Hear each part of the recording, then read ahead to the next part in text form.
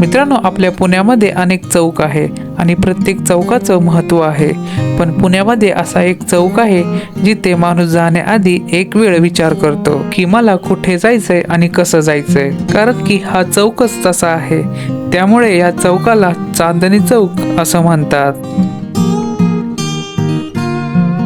या चांदणी चौकाविषयी आज आपण या व्हिडिओमध्ये संपूर्ण माहिती ही पाहूया. नमस्कार मित्रांनो, सुमित द्रोणाचार्य या यूट्यूब चॅनलवरती तुमचं स्वागत आहे आणि मी तुमचा होस्ट सुमित साळवे. तर आज आपण चांदणी चौकाविषयी माहिती पाहणार आहोत आणि खास करून हा चौक ड्रोनच्या साह्याने पाहणार आहोत. एकेकाळी 2 पदरी असलेला हा रस्ता आज ओळखू सुद्धा येत नाही. तर त्याविषयी आपण संपूर्ण माहिती ही पाहूया. मित्रांनो, गेल्या 10-15 वर्षामध्ये आपल्या पुण्याची वेगाने प्रगती झालेली आहे. ही प्रगती आपल्याला दिसून येत आहे. त्याच प्रगतीचा एक भाग म्हणजे हा चांदणी चौक.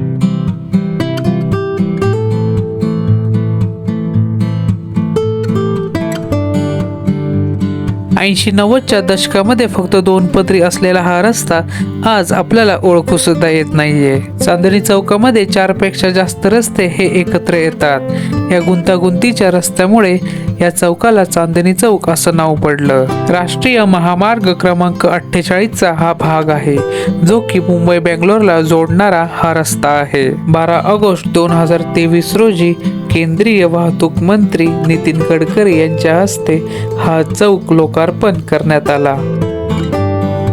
मित्रांनो, आता जो आपल्याला चांदणी चौक दिसत आहे तो 90च्या दशकामध्ये कसा दिसत होता ते आपण पाहूया. या फोटोमध्ये तुम्हाला दिसला असेल की 1991 मध्ये चांदणी चौक कसा होता. 90च्या दशकामध्ये फक्त 4 रस्ते एकत्र येत होते, जे की एनडीए, पौड, कोथरूड आणि पाषाण हे 4 रस्ते होते. जसं वर्ष बदलत गेलं तसं लोकसंख्या सुद्धा वाढू लागली. वाढत्या लोकसंख्येमुळे हा चौक अपुरा पडू लागला. मोठ्या संख्येने इथे वाहतूक कोंडी होऊ लागली आणि मुंबईहून येणारी वाहतूक या चौकातून बेंगलोरला जाऊ लागली. त्याकाळी भविष्याचा विचार करून प्रशासनाने चांदणी चौकाचा विस्तार करण्यास सुरुवात केली. अंदाजे 7-8 वर्ष चांदणी चौक बांधण्यासाठी लागला. चांदणी चौकाचे काम हे टप्प्याटप्प्याने झाल्यामुळे एवढा वेळ लागला. या चौकाचे जुने फोटो तुम्हाला गुगलवरती मिळून जातील, ते तुम्ही पाहू शकता. या व्हिडिओमध्ये ते फोटोज मी तुम्हाला दाखवण्याचा प्रयत्न केलेला आहे.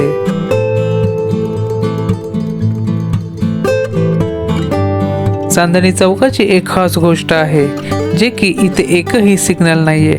त्यामुळे हा रस्ता थोडासा गुंतागुंतीचा वाटू शकतो, पण तरीही ठिकठिकाणी साइन बोर्ड हे लावलेले आहेत, जेणेकरून नवीन माणूस इथे फसणार नाही. पण तरी सुद्धा काही लोक इथे फसतात, कारण की हा रस्ता तसाच आहे. मी सुद्धा नवीन या चौकातून प्रवास करताना फसलो होतो, पण सारखं येणं जाणं करून मला हा संपूर्ण चौक समजून गेला.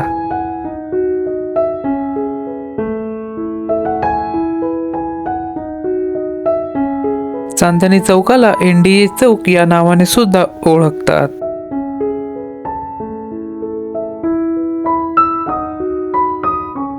चांदणी चौकात म्हणजेच एनडीए चौकामध्ये भारतीय लष्कराचा टँक T-55 आहे. त्याचबरोबर भारतीय वायुसेनेचं MiG-27 हे विमान आहे.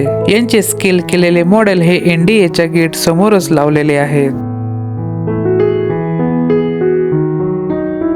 आणि मित्रांनो, जर तुम्ही या चौकातून प्रवास करत असाल तर तुमचं वाहन हे तुम्ही सावकाश चालवा, कारण की इथे सिग्नल नसल्यामुळे गाड्या खूप जोरात येतात. त्यामुळे आपली स्वतःची काळजी आपण इथे घेतली पाहिजे. तर मित्रांनो, मी संपूर्ण माहिती चांदणी चौकाची या व्हिडिओमध्ये सांगितलेली आहे. खूपसं तुम्हाला ती आवडली असेल. जर हा व्हिडिओ तुम्हाला आवडला असेल तर या व्हिडिओला लाईक करा, शेअर करा, कमेंट करा. आणि जर तुम्ही चॅनलवरती नवीन असाल तर सुमित द्रोणाचार्य या यूट्यूब चॅनलला सबस्क्राईब करा. धन्यवाद मित्रांनो.